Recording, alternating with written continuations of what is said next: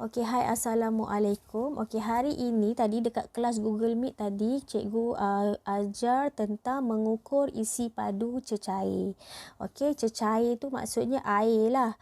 Okey, kita ukur isi padu cecair. Apa alat yang boleh kita gunakan untuk mengukur isi padu cecair? Isi padu tu maksudnya nak tahu dia punya air tu ada berapa banyak. Okey, kita guna apa? Ada dua alat Okey, ada dua alat. Yang pertama ialah silinder penyukat, yang kedua ialah bikar. Okey, silinder penyukat dan bikar. Dekat situ akan adalah nombor-nombor tu, kamu boleh tengok dekat dalam buku teks. Okey, ada gambar kat sebelah ni. Muka surat 88, 89 ada contoh dia. Okey. Lepas tu kita gunakan biasanya kalau cecair tu kita akan gunakan unit apa? Kita akan guna unit ml, okey, mililiter. Kalau dia banyak kita akan guna liter. Okey, lepas tu macam mana cara kita nak tengok bila kita dah masukkan cecair tu kan, kita dah masukkan cecair, macam mana kita nak tengok bacaan tu? Okey. Okey, kamu tahu, okey, tengok sebelah ni. Okey, ini adalah kedudukan mata. Kalau kedudukan mata kamu tu ke atas, salahlah bacaan dia, tak boleh. Kalau ke bawah sangat pun tak boleh. Mesti sama. Okey, kedudukan mata tu mesti sama dan juga selari kalau kita ukur. Okey, mesti sama. Meniskus. Dia guna istilah meniskus. Kamu boleh tengok muka surat 89. Okey, permukaan cecair. Meniskus ialah permukaan cecair di dalam sesuatu bekas yang kelihatan berkeluk. Okey, dia nampak macam berkeluk sikit. Okey, jadi mata kamu dekat arah situlah. Okey, untuk nak sukat macam mana nak ukur cecair tu, isi padu cecair tu. Okey, boleh? Okey, lepas tu apa step-step dia? Apa langkah-langkah dia kita nak sukat isi padu cecair ni? Okey, kita nak mula-mula nak buat apa? Kedua nak buat apa? Ketiga nak buat apa? Keempat nak buat apa? Okey, ada 4 langkah. Okey, langkah pertama, okey, letakkan silinder penyukat pada permukaan yang rata.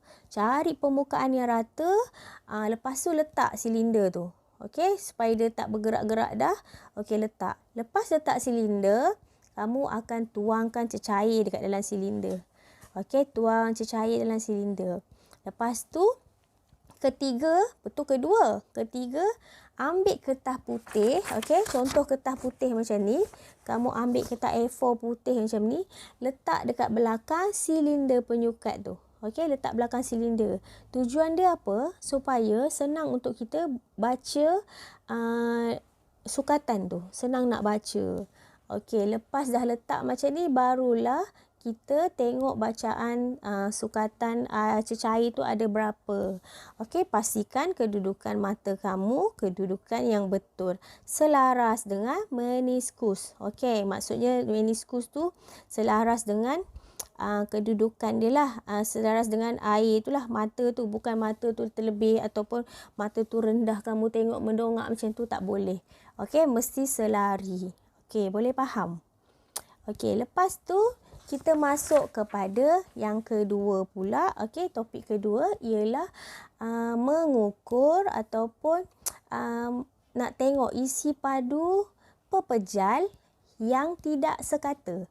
Apa maksud pepejal? Pepejal tu benda keras. Okey, benda keras kita panggil dia pepejal. Okey, dalam buku teks kamu tengok muka surat 91. Okey, tengok muka surat 91, dia ada tulis dekat dalam tu isi padu pepejal tidak sekata. Dia tunjuk contoh ialah sebiji batu. Okey, dalam tu contoh dia sebiji batu. Dia nak ukur batu tu. Macam mana kita nak ukur batu tu? Nak tahu isi padu batu ni. Berapa banyak batu ni. Tapi tak sekata. Macam mana nak sukat batu ni? Okey, mula dia macam ni. Dia menggunakan kaedah sesaran air. Okey, sesaran air ni nak tahu ialah air yang terlebih tu. Okey, bila kita masukkan batu. Okey, kamu tengok muka surat 91 tu. Okey, bila kita nak air, dia ikat batu masuk dalam air. biasa kalau kita masukkan barang ataupun badan kita lah masuk dalam air, nanti air tu akan tinggi kan? Ataupun kalau air tu penuh, dia akan melimpah keluar. Jadi macam tu juga kaedah batu ni. Bila dia masukkan batu, akan ada lebihan air. Dia naik sikit air tu tinggi kan? Air tu naik sikit tinggi. Itulah air yang tersesar. Maksudnya itulah air yang dikira. Okey, ada dua kaedah. Okey, kaedah pertama, kita ukur sukatan isi padu pepejal tidak sekata. Satu, kita guna silinder penyukat. Yang kedua, kita boleh ukur menggunakan tin Eureka. Tin Eureka ni dia special. Okey, dia ada macam moncong. Moncong tu keluar macam teko tapi bukan tau. Teko dia begitu kan, bengkok. Ini dia terus ke bawah.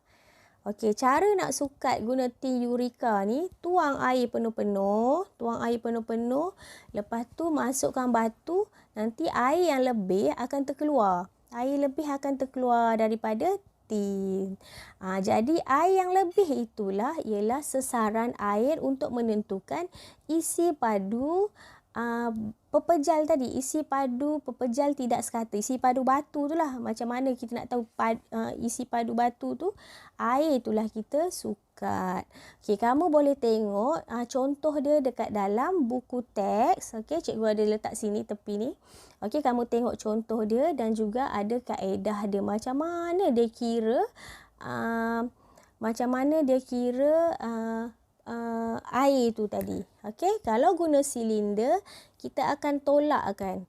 Kita akan tolakkan air yang dah dimasukkan batu tu, berapa dia punya ukuran, tolak dengan air yang asal tadi. Okey. Cuba tengok dulu dalam buku teks kaedah dia. Okey, murid yang ikut kelas Google Meet tadi mungkin dah boleh faham lah sebab cikgu dah bagi penerangan dan diorang pun dah buat sikit. Jadi yang belum lagi, tengok dulu dalam buku kaedah dia. Mungkin kamu boleh faham. Okey, jangan lupa ingat bacaan-bacaan, ingat alat-alat yang boleh digunakan untuk mengukur isi padu. Okey, siapkan tugasan yang cikgu bagi hari ini. So itu sahaja. Bye. Assalamualaikum.